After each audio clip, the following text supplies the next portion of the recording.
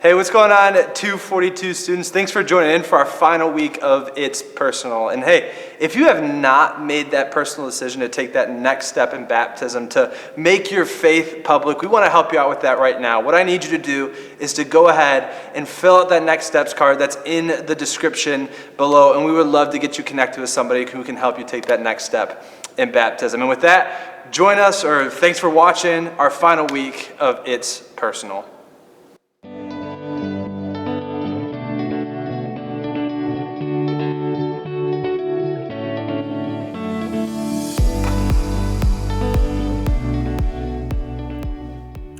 Wow, look at this. This right here is 7th grade Marquise, all right? This is me before, this is after, although you see me right now. This is who I am, a lot less hair, but this is the 7th grade version of me. I love looking at this photo as I look back at it. As a matter of fact, I love looking at my before and afters when it comes to my life, especially that photo, because before football, I was kind of, just shy and just thought about myself and didn't think people would like me or even accept me. But then I found football. And after I found football, my life changed for the better. I found friends that I'm still friends with today. I found coaches that still are mentors for me today. And I found a brotherhood, which I thought would never be possible for me. You see, I think we all love a good before and after, because if we're honest, most of us assume that people, they can't change. We think we're all just sort of the way we are, for better or for worse. You think your sister will never stop borrowing your stuff without asking. Your brother will always be annoyed with you. Your parents will never be less strict with the rules in your house.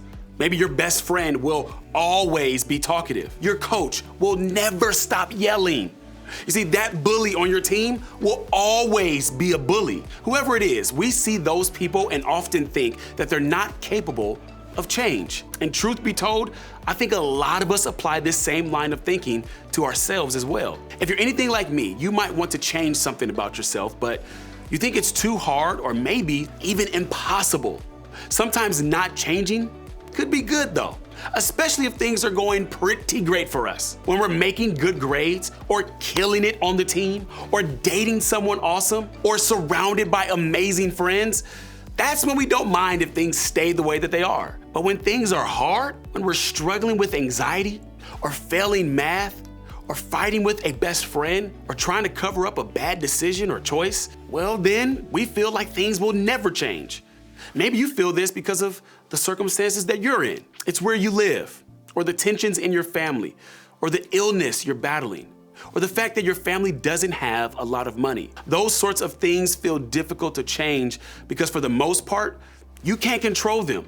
You didn't choose them, and you can't do much to make them different. Or maybe you feel this way because of the fact that you're in school. The adults in your life still seem to have a lot of control in your world. They get to decide a lot of things that impact your life, like your curfew, if you're allowed to have a phone, who you can hang out with after school. Right now, it feels like you don't have the power to change much of anything at all. Maybe you feel this way because of mistakes you've made. You've lied, you've cheated, you've covered up bad choices, and now you feel like those things define you. Like you'll never be able to change or move on from those mistakes. Or maybe you feel this way because of what you see in other people. Your mom, your dad, your best friend, your older brother haven't been able to change, and you've been told a million times that things will be different. But they're not. Nothing has changed. And eventually you start to wonder if change is even possible. If those people can't change, why should we think anybody can change? You see what I mean? We all just sort of operate under this idea that things just are the way they are. And because of that, whether we realize it or not, we're saying that we believe nothing else is possible.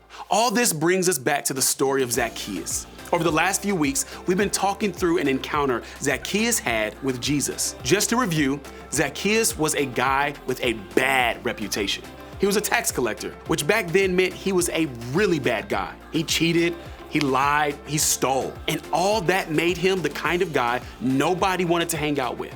In most everyone's eyes, Zacchaeus was a bad guy who was just never going to change. But then Zacchaeus had a personal experience with Jesus. As you might remember, Jesus spotted Zacchaeus up in a tree. Out of the entire crowd, he noticed Zacchaeus. Then Jesus went over to him, called him by name, and even invited himself over to Zacchaeus' house.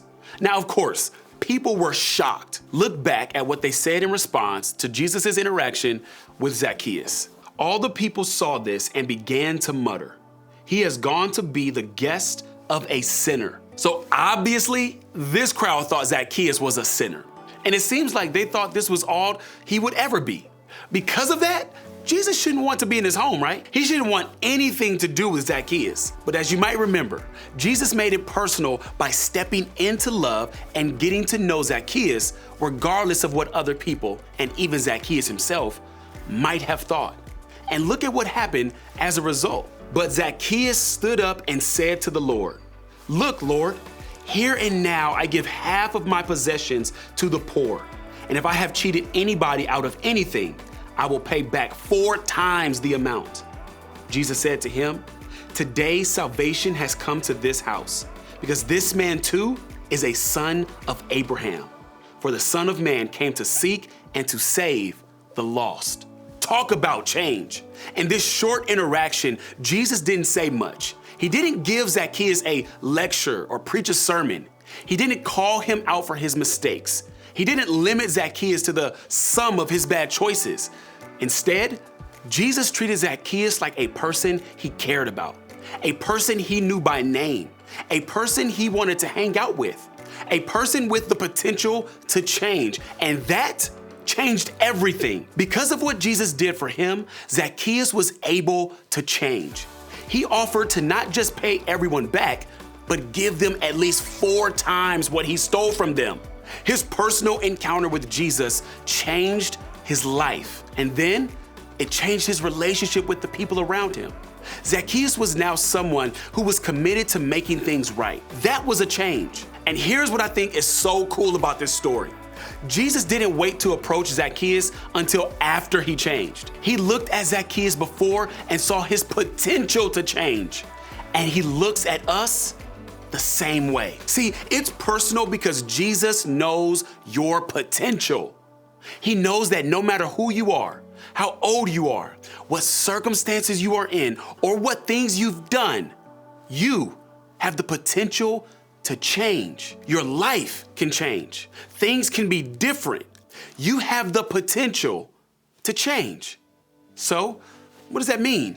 Well, for starters, if you want to see change happen, the first thing you should do is start hanging out with Jesus. When Jesus spent time with Zacchaeus, it got personal. It helped him change.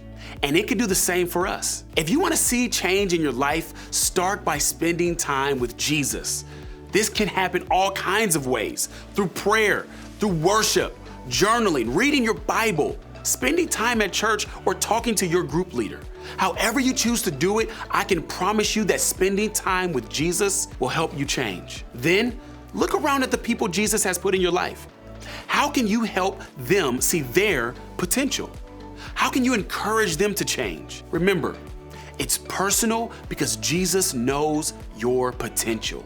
That's true not just for you, but for the people around you too. So, who in your life have you viewed like Zacchaeus? Who have you believed just can't change? This week, take a step to change the way you see them. Pray that Jesus would help you see their potential. Ask him to make it personal with them like he has for you. Ask him to help you be a voice of encouragement toward change in their life. Because just like Jesus made it personal for us, he wants us to make it personal to others. Remember, there is no age restriction for change to happen. You have so much potential right now. There's no limit. You simply have to start believing change is possible. Zacchaeus climbed a tree to see Jesus, and something significant took place when he did that. It got personal. His life changed. And the same can be true of us. When we step toward Jesus, we open ourselves up to the potential of big change. It's personal because Jesus knows your potential. And there's someone else Jesus has put in your life that knows your potential too. Your group leader, They want to know you, like really know you, and they already love you. And they show up every week because they want to encourage you to fulfill the potential Jesus sees in you. So as you go to group, think about this question. What's one thing I want to change in my life?